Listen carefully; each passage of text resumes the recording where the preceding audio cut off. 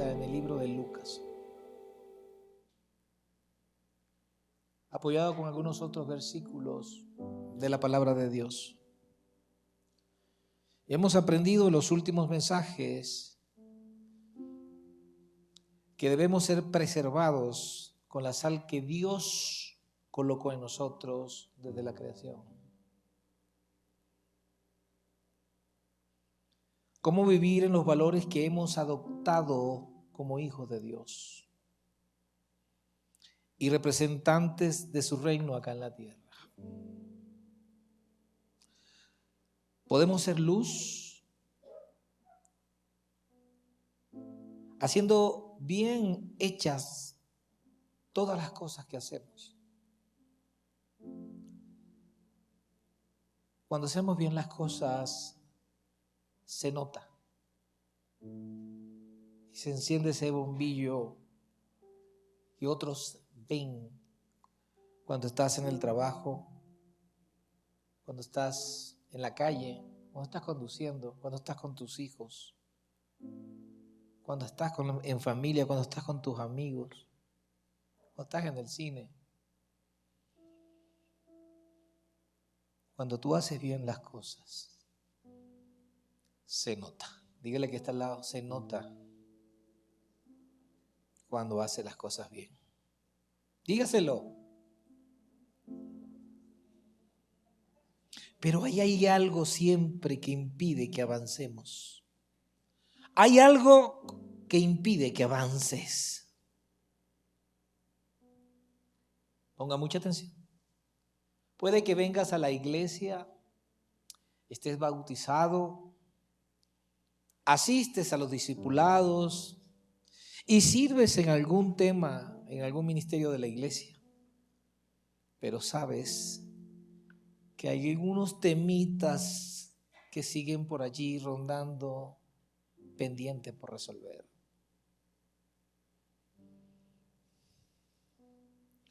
Sigues en la mixtura, en la confusión aprendida, y eres de aquellos que justifican lo incorrecto,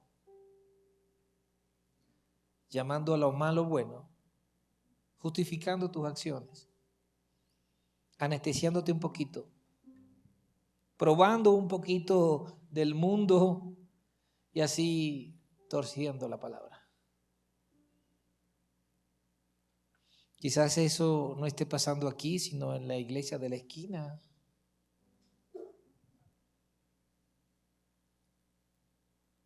Quizás no estoy predicando en la iglesia con la gente correcta.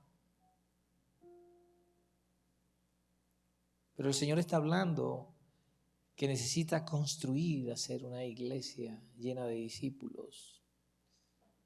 Así que puede que necesites ser restaurado, escuchen esto, a la verdadera imagen de Dios. Y recordarte que esa es tu versión original. Y a medida que fuiste creciendo, terminaste creyendo que eres menor que eso. Que eres menor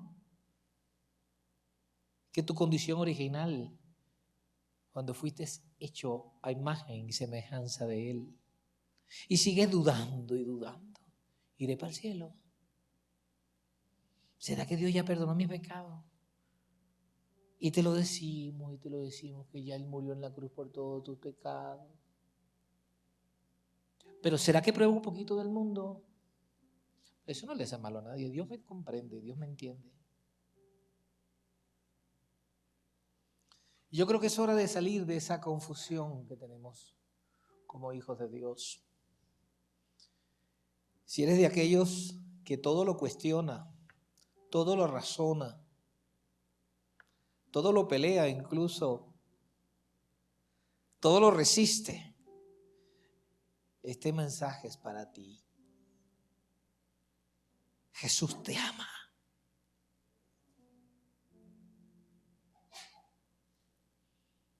Jesús te ama. Y Él es el amor. Él nunca se da por vencido. Jamás pierde la fe de tenerte de vuelta en casa, completo, limpio, sin esa maldita inmundicia de la oscuridad.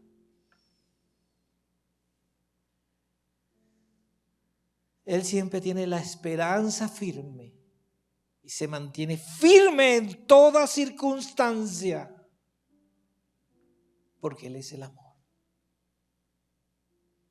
Él es paciente y su amor durará para siempre.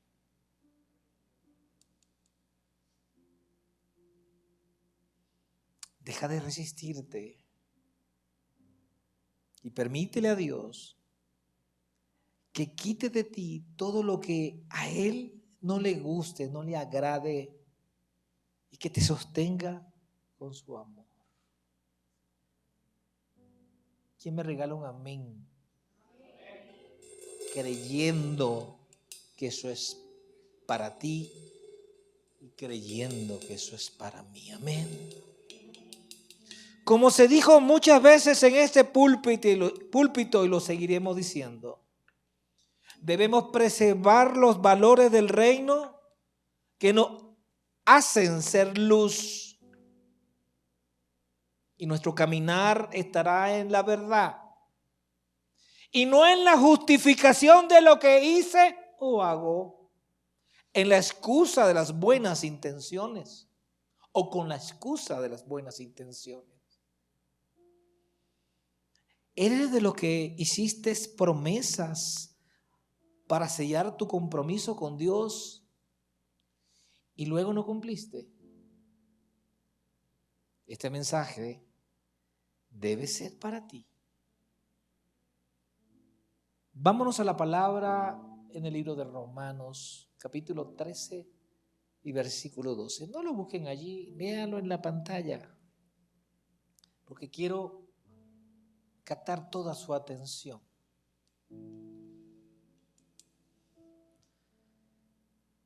Este versículo me rompió el cerebro, me lo partió en dos.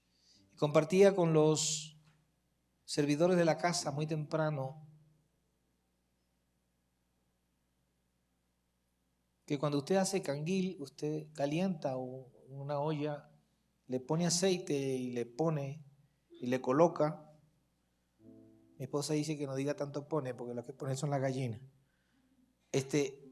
Un recipiente, le echa aceite, lo tapa un momentico así, empieza a salirle los canguiles, las cotufas decimos nosotros, los canguiles, y empiezan a reventar. Y eso es lo que Dios quiere, que todos los días tengas cuando escuchas la palabra de Dios. El aceite es la unción que el Señor te da. La olla, el recipiente y lo caliente es la presencia del Espíritu Santo para que tú puedas recibir la palabra. Y la semilla del maíz es la palabra que es sembrada en ese aceite con unción, y cuando se está calentando esa palabra comienzan a reventar. Eso fue lo que me ocurrió cuando leí Romanos 13:12.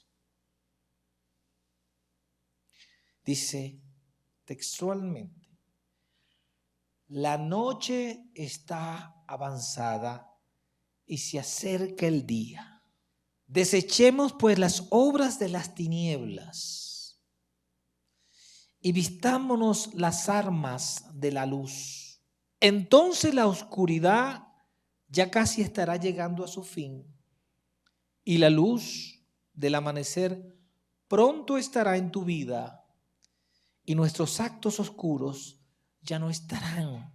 Nos quitaremos la ropa sucia y tendremos una armadura brillante que es la vida recta. Debemos reconocer que este pasaje nos hace una advertencia y una recomendación. Pareciera que alguien estuviese hablando conmigo. Parece que alguien estuviese hablando contigo cuando lo estás leyendo. Parece que es una conversación entre alguienes. Le habla a la gente que está en la oscuridad, la gente que está en la duda, la gente que sigue sumergida peleando una batalla que ya fue vencida en la cruz del Calvario. Y nos dice, yo, como que alguien te está diciendo, yo me he acercado a ti. Te dice, ven, deja de hacer las cosas oscuras de las tinieblas. Deja de probar un poquito de mundo. Deja de hacer la obra de Satanás. Porque la obra de Satanás está en la oscuridad. La obra de Dios está en la luz. Dice, vistámonos. Es como que esa persona que están conversando en la sala de la oscuridad dice, ven, cámbiate de ropa y salgamos juntos a la luz. Dice, vistámonos con ropajes brillantes. Es cuando usted se va a un evento de gala y se pone el orgullo del closet. Cada quien tiene un orgullo en el closet. Esta ropa me la voy a poner para un momento especial. Dice, vistámonos con ropajes brillantes de llevar una vida con Dios. Y los actos oscuros y sucios se irán de ti. Pareciera que Dios nos está visitando en este versículo y nos está diciendo a la cara qué es lo que tenemos que hacer. Deja la bipolaridad espiritual de querer estar en las cosas del mundo y querer estar en las cosas del reino. Quitémonos la ropa sucia y coloquémonos vestiduras de gala que brillen en nuestra vida recta, que serán luz para los que nos ven. Y seguro que estarán viendo en la pantalla cómo está representada la oscuridad. Y los ropajes sucios que se refiere Romanos y representa nuestra vida sin Dios. Por causa de la palabra de Dios que hoy estás escuchando, las cosas comienzan a cambiar.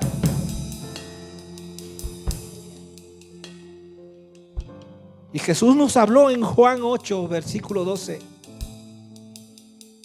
Y leo la Nueva Traducción Viviente, dice: Jesús habló una vez más al pueblo y dijo: yo soy la luz. Yo soy la luz del mundo. Si ustedes me siguen, no tendrán que andar en la oscuridad, porque tendrán la luz que lleva a la vida.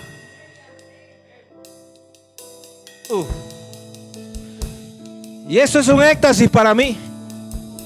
Porque si Jesús me visita en la oscuridad, como aprendimos, y me dice: ven, sal conmigo y ponte la vestidura de luz brillante, las armas. ¿Y saben por qué dice que nos vistamos con armas? ¿Saben por qué?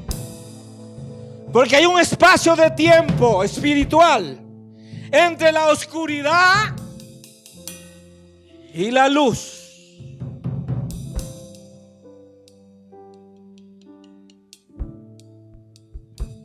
Jesús, el Espíritu Santo, Dios, entra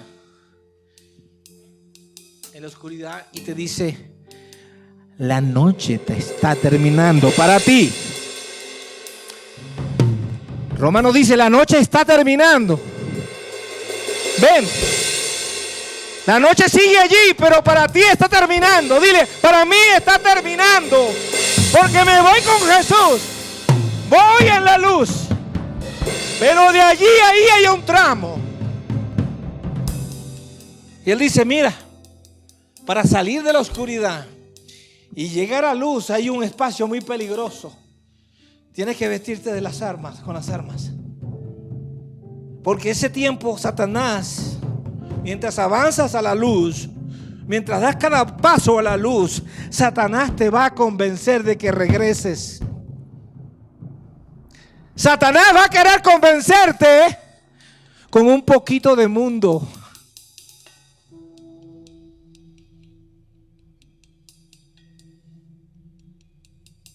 Para que te devuelvas y le sueltes la mano a Jesús y te lleve otra vez a la oscuridad. Pero Jesús dice, yo morí por ti en la cruz del Calvario, por toda esa inmundicia donde te mantenías. Y ahora te hago una invitación para que vayamos juntos a la luz, porque dice, porque tendrán la luz que lleva a la vida. Si ustedes me siguen, ven, si ustedes me siguen,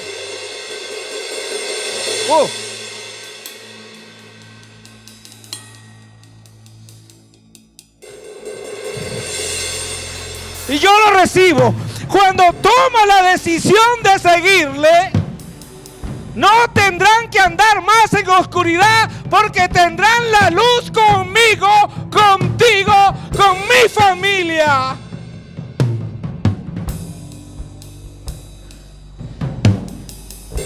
Y el paisaje que verás será otro. Si vives un verdadero arrepentimiento, es demostrado, es evidente. Se notan los cambios en tu vida, cambios visibles, porque la experiencia que has tenido está siendo vista por muchos que siguen en oscuridad. Y estos cambios visibles serán las prédicas de tu vida. Y el cambio primero viene de la forma de pensar. Cambios en tu manera de vivir. Y eso no se puede disimular. Porque la luz y el color entran a tu vida. Porque el color entra a tu vida y estás lleno de brillo y color, porque estás vestido con luces, con trajes limpios, de lino fino. Porque el Señor se está moviendo en las esferas donde se intercede, donde se ora, donde se busca la presencia de Dios.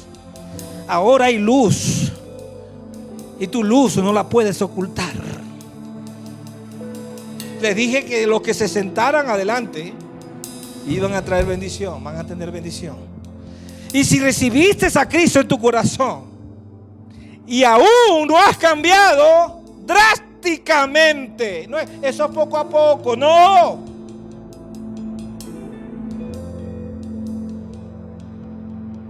Si aún no has cambiado tu manera de vivir, es porque sigues aferrado a tu antigua vida y puede que sigas viviendo en la confusión de ser un bipolar espiritual, probando un poquito de mundo.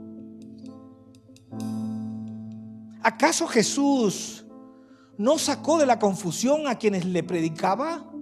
¿Acaso esos que a quien él le predicaba no conocían la Torá? ¿No conocían la ley de Moisés? A él se enfrentaba a gente que conocía. Fuese pescador, constructor, obrero, fuera de la sinagoga, fuese de donde fuese. Porque aquellos que le oían ya creían y sabían que esperaban un Mesías, pero estaban atrapados en la confusión de lo aprendido. ¿Cuánta gente no le ha dicho, prueba un poquito de mundo? No te hace mal. Dios también lo entiende. Yo no te he dicho que te tienes que desligar del mundo. Porque a mí me invitan para una fiesta a mis vecinos, por ejemplo. El cumpleaños y yo voy. Pero yo soy luz, mi esposa y yo somos luz allí. Y cuando la cosa se pone ruda, nos vamos. Porque allí no debo estar.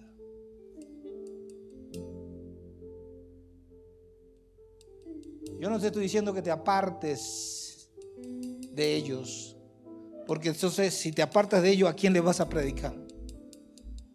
Yo te estoy diciendo que comiences a hacer luz. Debes reconocer que necesitas a Dios en tu corazón, sin fingimientos, sin excusas. Dios no te está quitando nada, Dios te está regalando todo. Y comienzan a romperse cadenas. Me imagino que por ahí salen unos hombres rompiendo cadenas.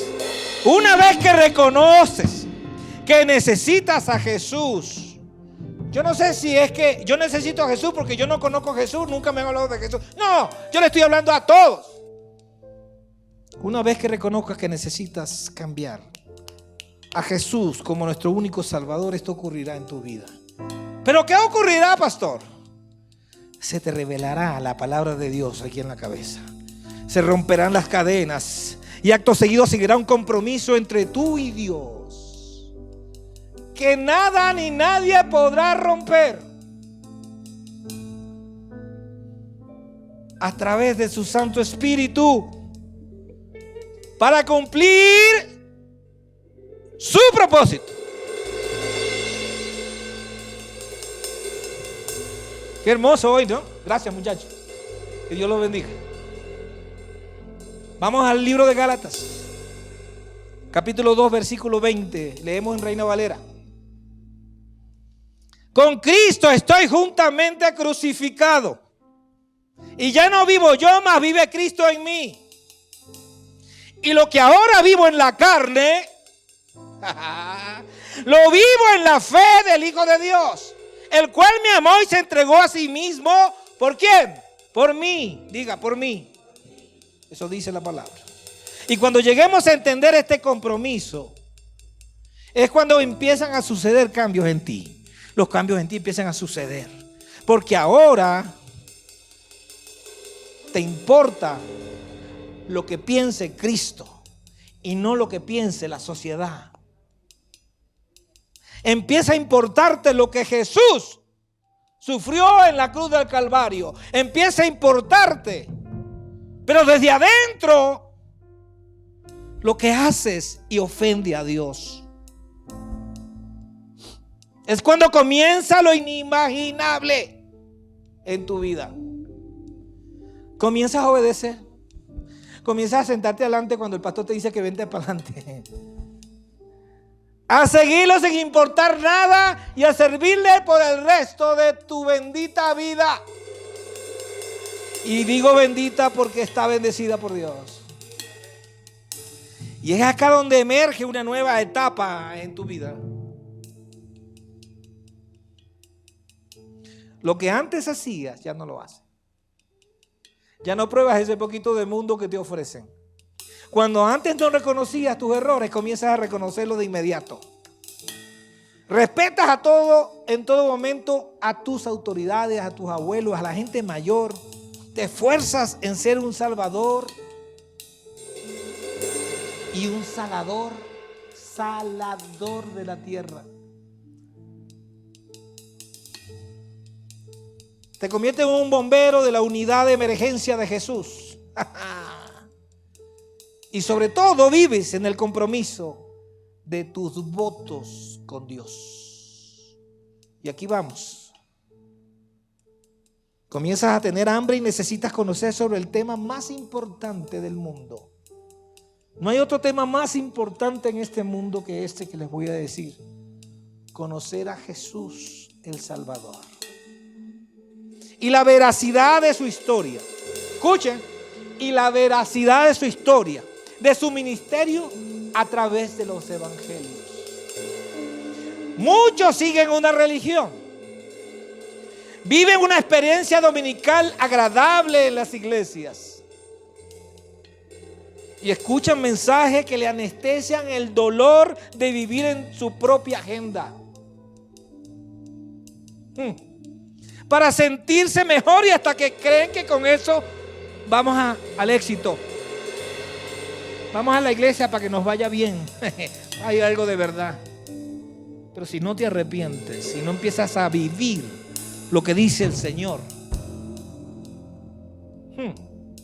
Otros siguen trabajando en pesadas cargas de deberes, formas y requisitos como lo exigían los fariseos. Esos son los religiosos. Y por lo que tanto que Jesús luchó con esos fariseos. Cuando le dijo, ustedes ponen cargas que ustedes mismos no pueden llevar. Pero la verdad importante o lo verdaderamente importante es que lleguemos a conocer la identidad de nuestro Salvador. Si usted va por la calle y le pregunta, ¿quién es Jesús? ¿Qué le diría usted? ¿Qué le digo?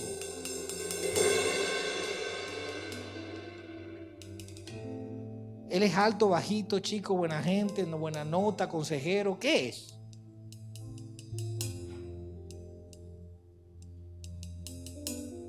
La identidad de Dios está reflejada en Jesús y reflejada en sus hijos. De esta manera estaríamos expresando el mayor agradecimiento personal por el acto de nuestra salvación, a través de la muerte de nuestro Señor Jesús en la cruz del Calvario. Escuchen bien esto. Y esto lo podemos probar. Si cualquiera de los que estamos aquí es salvado de algún peligro, un incendio, una situación de accidente, Dios los cuide a todos. Cualquiera que llegue una persona y lo salva, sea un bombero, un tercero, cualquier persona, estoy seguro de que a ustedes, después que todo pase, les gustaría conocer quién es esa persona. ¿Quién es esa persona que regó su vida por mí para salvarme? Quisiera estrecharle la mano y abrazarlo, darle muestra de cariño por lo que hizo por mí. Sé que estarías eternamente agradecido por lo que esta persona hizo por ti. ¿Sabes qué es eso? Te salió lo que es ser un hijo de Dios. Te salió sin querer, sin saber lo que hace un hijo de Dios. Cuando nos arrepentimos, entendemos y valoramos el acto de la cruz. Entendemos el acto de salvación y queremos dar gracias. Queremos ser agradecidos. Estaríamos profundizando el agradecimiento por nuestra salvación.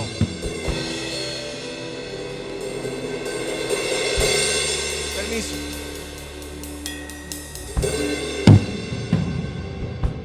Esto significa que desearíamos conocer más del Señor, ¿verdad? De su carácter, de sus cualidades, de su mensaje. Déjeme decirle que el lugar apropiado para buscar respuestas a estas interrogantes. Si a usted lo salvara un bombero de un incendio, ¿a usted le gustaría saber quién es esa persona? ¿A dónde iría? Al cuerpo de bomberos. A mí me salvó, no los conocí porque todos estaban encapuchados, todos, no, pero uno de ustedes me salvó.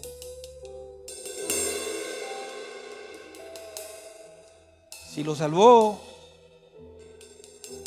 alguien, usted le gustaría saberlo, oraría por él. Usted iría al lugar correcto para buscar respuestas a esas interrogantes.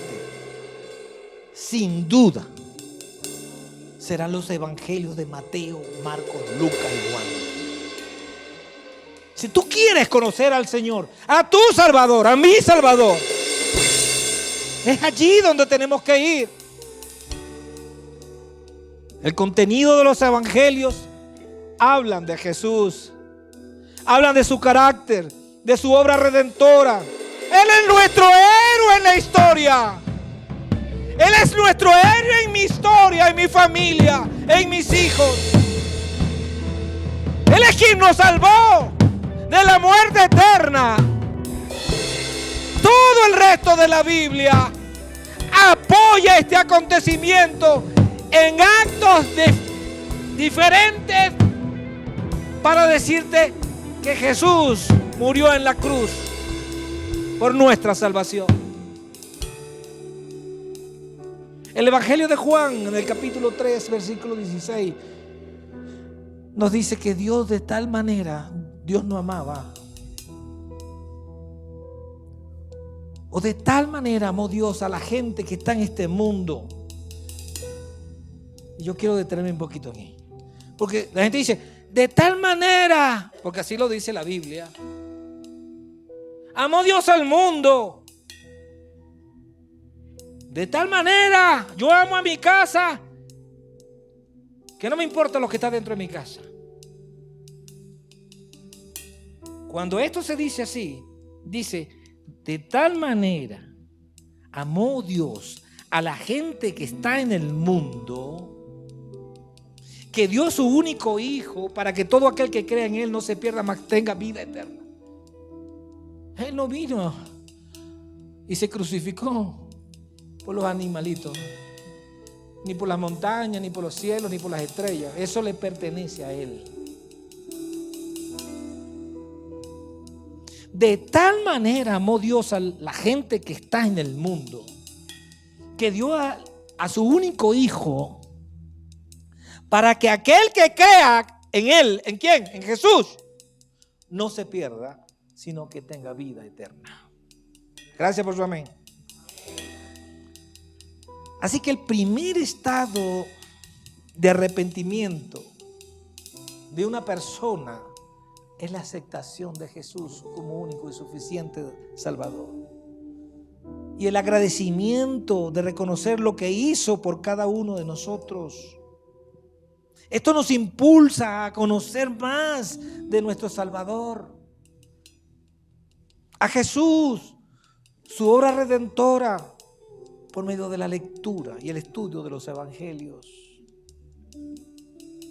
No crea que todo lo va a aprender un domingo.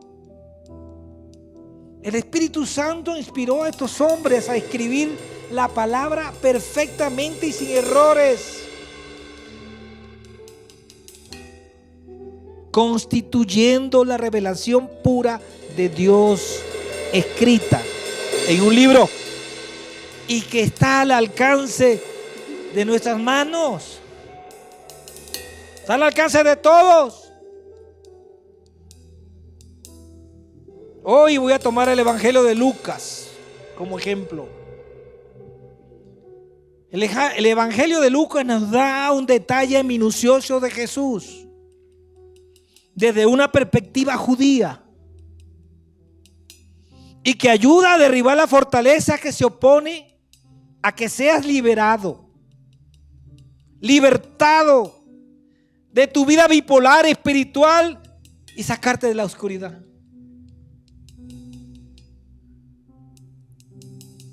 Lucas comienza su evangelio presentando a Jesús como el Mesías esperado. Y hablaba yo temprano con los servidores y les decía, por lo menos en mi Biblia dice que Lucas era un gentil. Los judíos cristianos dicen que no, que era judío. Pero eso no es lo importante si era judío o era gentil. Lo importante es que fue usado por el Espíritu Santo para que tú y yo podamos tener una secuencia de la veracidad de los hechos que ocurrieron cuando Jesús caminó entre nosotros. Lucas comienza su evangelio presentando a Jesús como el Mesías esperado. Y vamos a leer los 4 primeros capítulos, por favor. Puesto que ya muchos han tratado de poner en orden la historia de las cosas que entre nosotros han sido ciertísimas,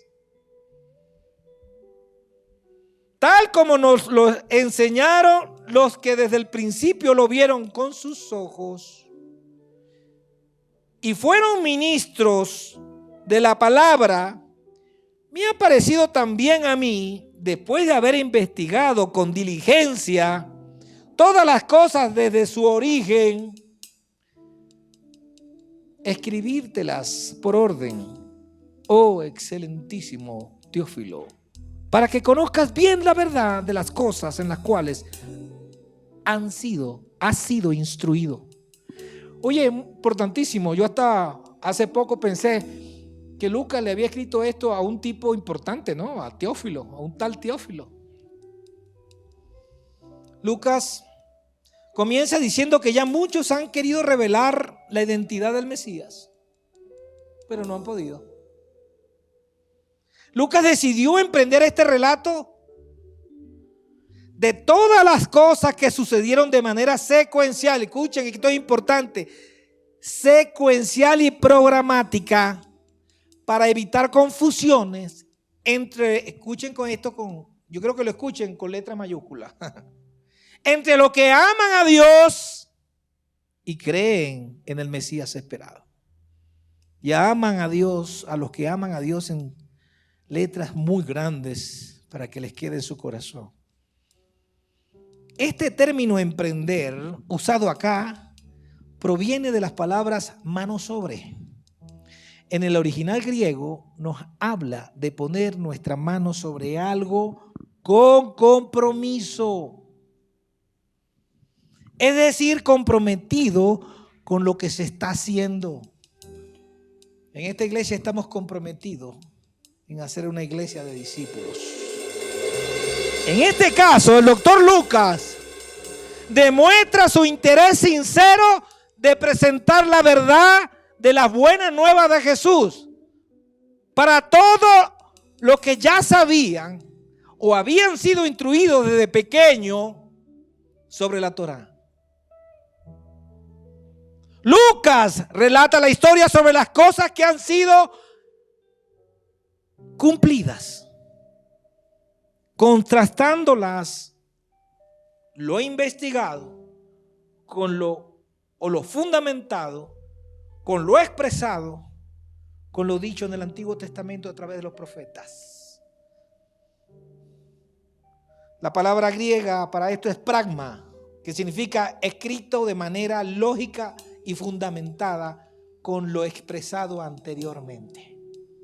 Es decir, para los judíos estaban contrastando a Jesús con el Mesías y lo comprobaron. Esto concluye que el Evangelio de Lucas es programático porque cumple y revela lo que debemos esperar de lo que ya hemos conocido y que responde a las preguntas que nos hacemos sobre el Mesías según lo aprendido del Antiguo Testamento. El doctor Lucas, valiéndose de informes convincentes de los testigos oculares, refiriéndose a los discípulos de Jesús, Lucas decide entrar al servicio de Jesús con su relato. Esto quiere decir que Lucas le fue revelada la verdad. No había otra forma. Porque lo mismo que sabía Lucas lo sabían los demás.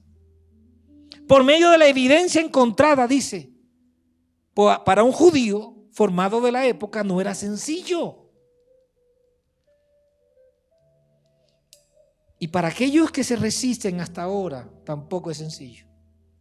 Lucas decide presentar las pruebas de su evangelio a quienes aman a Dios. Y por favor póngame ese aman a Dios por segunda vez con letras grandes y en una pancarta en su vida. Lucas está comprometido, hace votos con lo que hace para demostrar los hechos, convirtiéndose en un testigo o un discípulo de Jesús. En el versículo 3, en el original griego dice, hablando Lucas, que me pareció también a mí que he seguido a estos hechos en su investigación. Y este es el mismo modismo literario usado para afirmar su convencimiento real de la realidad de los hechos en los libros originales. En el original griego aparece una palabrita que se llama enofen. Y no es un medicamento, parece un enofen, parece un medicamento, no es. Es una palabra que significa he nacido de nuevo, imagínense ustedes. Esto significa que el relato de Lucas viene de la revelación, una confesión de Lucas diciendo que él había nacido de nuevo. Y que el contenido de su relato viene de lo revelado a él desde los cielos. Wow. El Espíritu Santo lo ha estado guiando para que escriba este evangelio, con el propósito de que Teófilo, no se van a olvidar de Teófilo de aquí en adelante, pueda estar tranquilo, que lo que se había enseñado en la escuela desde pequeño sobre el Mesías tiene toda la veracidad y la verdad con certeza en Jesús. Acá Lucas dirige este evangelio a alguien llamado Teófilo. La palabra Teófilo tiene un significado revelador. Teófilo significa aquel, con letras grandes, mayúscula, banner, aquel que ama a Dios y es amado por Dios. Esto es el concepto real del matrimonio. Escuchen bien. Los novios llevan al acto del matrimonio una declaración. Cada uno lleva una declaración que se llama votos. ¿Trajiste tus votos? Sí, aquí los tengo. Los votos son las declaraciones de compromiso de cada uno de ellos para cumplir el propósito del matrimonio. Escuchen bien. Entonces podríamos decir que el Espíritu Santo ha estado guiando a Lucas para que escriba este evangelio con el propósito de que todo el que ama y es amado por Dios, que hayan hecho votos con Él, puedan estar tranquilos. Que lo que se había enseñado desde pequeño tiene toda la veracidad y la verdad con certeza. Wow, ¿verdad? Y sigo ya terminando de aterrizar este mensaje de hoy. Lucas 5 al 10. Hay unos cuentos que se echan allí. Dice así más o menos: hubo en los días de Herodes, rey de Judea, un sacerdote llamado Zacarías, de la clase de Abías. Su mujer era de las hijas de Aarón y se llamaba Elizabeth. Ambos eran justos delante de Dios y andaban irreprensibles en todos los mandamientos y ordenanzas del Señor. Pero no tenían hijo, porque Elizabeth era estéril y ambos eran ya de edad avanzada. Aconteció que, ejerciendo Zacarías el sacerdocio delante de Dios, según el orden de su clase, conforme a la costumbre del sacerdocio de la época, dice, le tocó la suerte de ofrecer incienso, entrando en el santuario del Señor.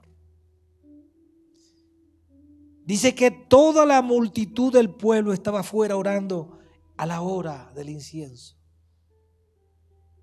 Acá vemos como Lucas menciona quién era el rey, Herodes. Para ese momento, ese era el que reinaba.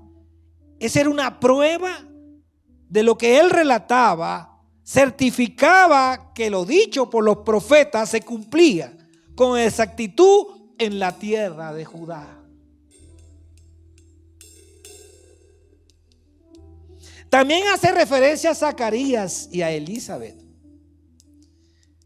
Eran gente que se habían apartado, que habían hecho votos, compromiso con Dios, por convicción propia en la carrera sacerdotal.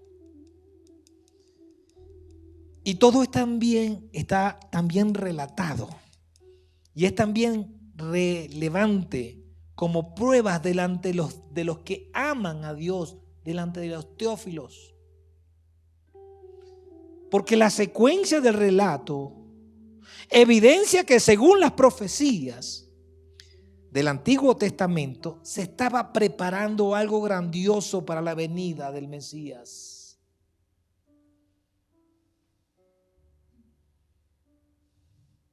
Los evangelios contienen las buenas nuevas de Dios, las buenas nuevas de Jesús.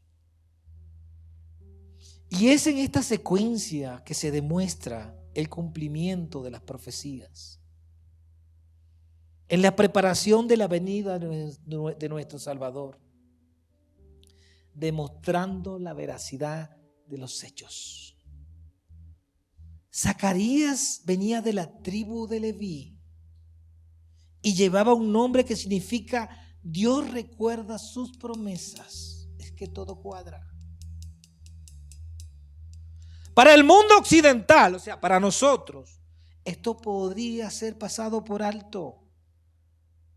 Pero para el mundo judío no. Esto era revelador e importante.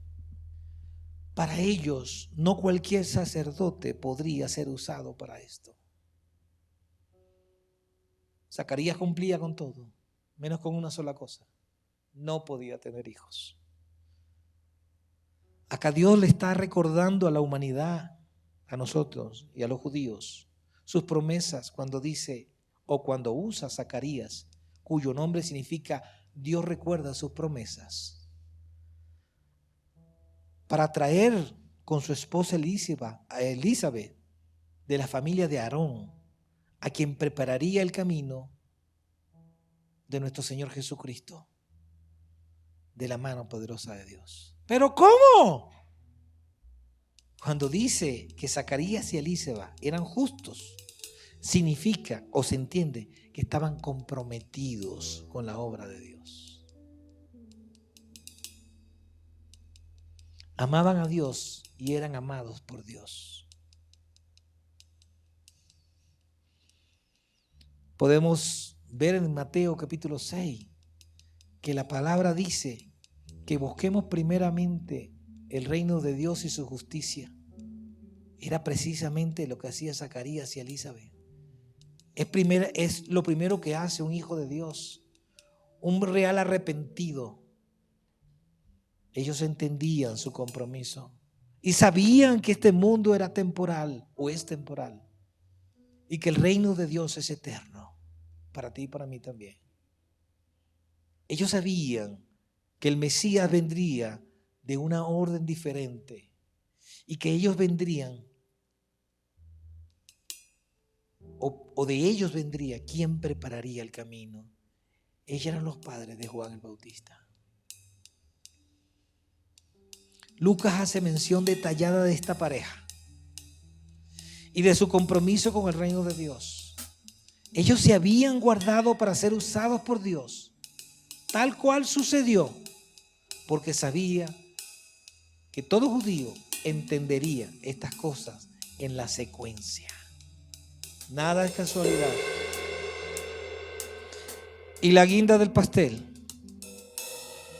es que Lucas habla del Teófilo, a quien le escribía este relato.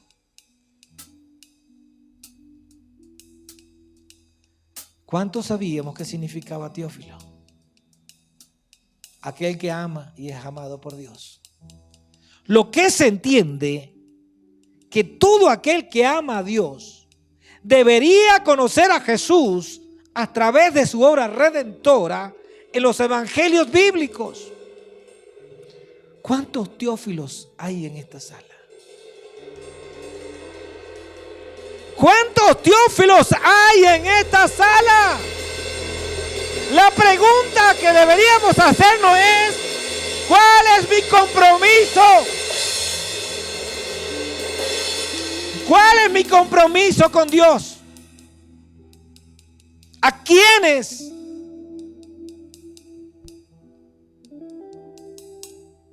debo traer a la iglesia? ¿O te quieres seguir resistiendo en hacer tu propia agenda y creer en tu forma particular y personal de entender las buenas nuevas. Del lado izquierdo, del lado de la sombra, de la oscuridad. Cuando Dios te está llamando, cuando Jesús te está llamando, tendemos a ser muy casuales en las cosas de Dios, pero mucho más formales en las cosas del mundo.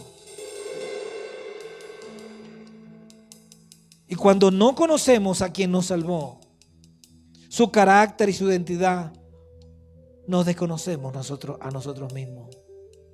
Cuando no lo conocemos a Él, tampoco te conoces a ti misma. Dios lo va a hacer porque Él va a cumplir su propósito contigo. Lucas nos dice que debemos prepararnos a pesar de nuestras limitaciones. Porque Dios es un Dios de milagros. Y usará a las familias y comenzará con alguien de la familia para hacer su voluntad. A pesar de que podamos pensar que no estamos preparados, que no tengo esto, que no tengo aquello, qué sé yo. ¿Saben por qué yo estoy aquí? Porque alguien dijo, oró por mí y se aferró en oración y dijo, ese le va a servir a Dios. Y yo me burlaba de ella. ¿Cuántas cosas cuando estamos en el mundo, en la oscuridad, decimos? Dios es fiel y es capaz de dar vida y vida en abundancia a todos sus hijos. ¿Y quiénes son sus hijos? ¿Le puedo cambiar un poquito cuando dijo nosotros? Usted dijo nosotros. Sea valiente, diga, ¿quién dijo nosotros? ¿Uno? No, diga, sea valiente, nosotros. No, yo voy a decir que no es así. Trabaje por usted misma, porque usted no sabe que el que está al lado no está trabajando. ¿Y quiénes son sus hijos? Yo. Eso es. Pues yo no voy a garantizar ni por nadie. Yo sí me estoy preparando. Yo sí estoy haciendo discípulos. Yo soy un Teófilo. Yo amo a Dios y Dios me ama a mí. Dígalo ahí. Usted es una Teófila y un Teófilo. ¿Quiénes son los hijos de Dios? Eso es. Todo aquel que ama a Jesús y le cree. Juan 1, capítulo 12 y 13. Todos los que le recibieron, a los que creen en su nombre, les dio potestad de ser hechos hijos de Dios. No son, fueron hechos.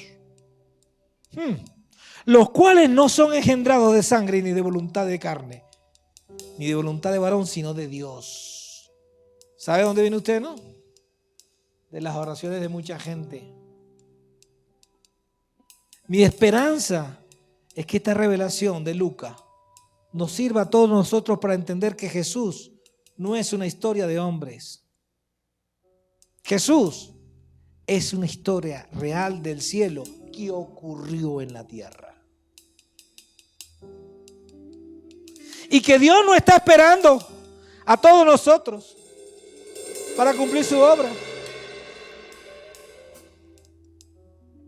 ¿Quiénes somos nosotros para dudar?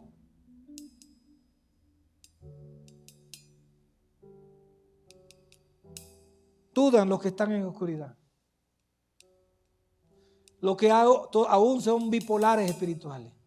Aún desconfían que Dios te salvó en la cruz de Calvario, que se llevó todos los pecados y los clavó en ese madero. Sigues dudando, entonces sigues creyendo que rezando 4 Padres Nuestros, 5 Ave María, 18 credos, caminando de rodillas con unas chapitas en la rodilla, te vas a hacer salvo o fustigarte con un látigo. Debes leer la Biblia y darte cuenta las verdades de Dios que están en el Evangelio. Debes orar, porque en la oración tiene poder. En tu boca hay poder. Debes pedirle a Dios que el reino de Dios se acerque a tu vida para que te saque de esa duda, de esa oscuridad. Y yo creo que muchos ya salieron hoy de ahí. ¡Hoy! Salieron de ahí. ¿Deseas ser un Teófilo? ¿Deseas aquel que ama a Dios? Cuando estés en tu casa hoy, esta noche, mañana, lo más pronto posible, dice: Señor, así tú misma o tú mismo, Señor, hoy voy a mi matrimonio contigo. Voy a escribir mis votos de lo que yo voy a hacer contigo. Y te los voy a entregar en oración. Y voy a decir: Señor, de ahora en adelante hago pacto contigo. Voy a hacer un pacto, unos votos contigo. Y voy a caminar contigo. Porque yo sé que tú siempre caminas conmigo. Aquí el desobediente soy yo, pero yo voy a hacer votos. ¿Cuántos Teófilos, Zacarías y Elizabeth se necesitan hoy en la iglesia para entender y aceptar a Jesús como tu único y suficiente Salvador? Cuando Dios te está diciendo: te estoy sacando porque la noche se está cortando para ti. Ya no hay oscuridad para ti.